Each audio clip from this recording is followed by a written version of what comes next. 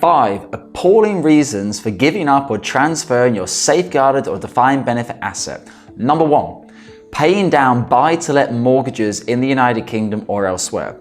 Let's get that point into context. So what you're saying is, I have a guaranteed income for life, which is index linked, which means it's going to go up with RPI, CPI, whatever the benefits of my scheme is. I would like to take that guaranteed growing money to pay down the mortgage of an investment that I have. It's what a buy-to-let property is. It's an investment. You're hoping to rent it out to recuperate your money, pay off your mortgage and make a profit, to take your money from a guaranteed thing and put it into an investment, which has zero guaranteed growth. Also, the question would be, what is the current rate of your mortgage? Is the current rate of your mortgage less than the average growth rate of your defined benefit pension scheme? RPI or CPI or indexation, whatever it has. So paying off mortgages is a horrible idea, particularly for buy-to-lets. When we're talking about a main residence, slightly different. Because once you paid off your main residence mortgage, okay, you will then be able to live rent-free or mortgage-free for the rest of your life, which takes you one potential step closer to financial freedom. However, paying down buy-to-let mortgages, I don't like it at all. And if you look at the number of complaints on the FCA, when you look in the Ombudsman, a lot of them relate to people being allowed to transfer out simply to pay down their buy-to-let mortgages. Guys, if you like the videos, please subscribe and like below. It's really important for us to let YouTube know that we're doing a good job for you.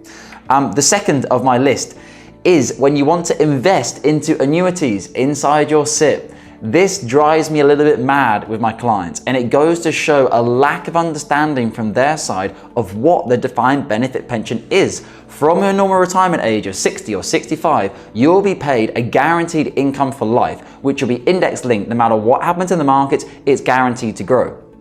How is that any different from taking an annuity? Now, you can do slightly different things if you took it inside the SIPP. Maybe take tax-free cash first and then buy an annuity. But why take all of that level of risk? Add all the level of cost. You have to pay for a financial advisor, an underlying platform, the underlying funds. Here at Cameron James, we're 1.5 to 1.6% all in. But the recent surveys from XPS and the FCA, the average cost of ongoing advice for a DB pension asset in the UK is around 1.9% per annum. So why take all of that cost and risk just to go and invest yourself into annuities, which you also have to pay an insurance firm for? Insurance firms don't work for free.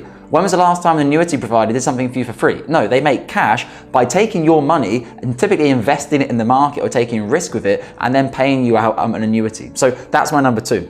Number 3 is taking a needless pension commencement lump sum. A lot of guys say, I'm approaching my 55th birthday. I would like to transfer my defined benefit pension so I can access my pension commencement lump sum. My first question is, oh great, what are you planning to do with the pension commencement lump sum? Oh, I'm not sure yet, we'll see. Maybe a renovation, maybe I'll do this, maybe I'll have a holiday. I'm like, okay, unless you have a clear strategic plan in place of what you want to do with that 25% tax-free, I don't necessarily think that's good rationale. It's a bit like saying, oh, I'll just give up all these defined benefit assets so I can have a 25% tax-free cash, but I don't know what I want to do with it yet. Doesn't really make sense to me. You need to have a clear plan in place. And this is where things like cash flow planning, we use Voyant here at Cameron James. You can put in all your goals with us, see if you can achieve them. Can you achieve your goals with your defined benefit pension transfer? If you really can't afford or can't achieve your lifetime goals by maintaining your defined benefit pension, and you really want to transfer and you have set goals for your pension commencement lump sum, possibly we can start looking at the rationale. Otherwise, not a strong point. Number 4 on my list, which I just wrote this morning, is consolidation. Hear this all the time. I want to consolidate my pensions. Doesn't mean anything. If you're talking about defined contribution schemes and you have 7 of them and you want to consolidate them, or even 2 of them and you want to consolidate them, I hear you. You'll have all of them inside one pension scheme, a SIPP, which is also a defined contribution. So you're going from defined contribution to defined contribution. The level of risk is basically the same. Your assets inside your DC schemes or your SIPP, which is also by default a defined contribution scheme, will be your performance. Then it will be the costs that equal what you will have over a certain point in time. If you're still working, it will obviously be your employer and your employee contributions, or if you're topping up a pension pot yourself. Just consolidation alone, I don't want to have a separate DB plan. It annoys me in the background. It's simply not good transfer rationale. Can you imagine someone at the FCA saying, oh, sorry, this person wants to consolidate. Oh, absolutely. Let's just let them give up all their benefits in order so they can have one less online access or receive less letters in the post. It's simply not credible from a financial advice perspective. And the 5th and final one on my list, which is the worst, is it's my pension.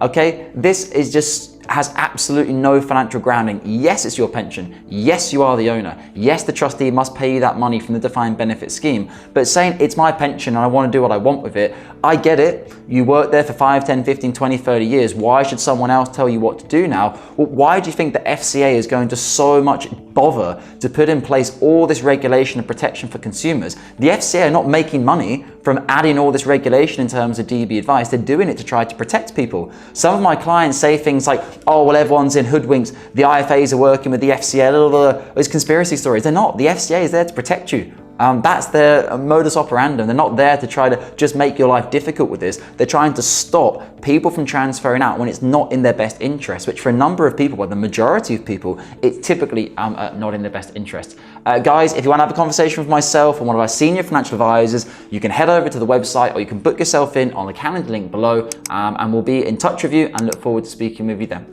Okay, guys, have a good day and speak with you soon.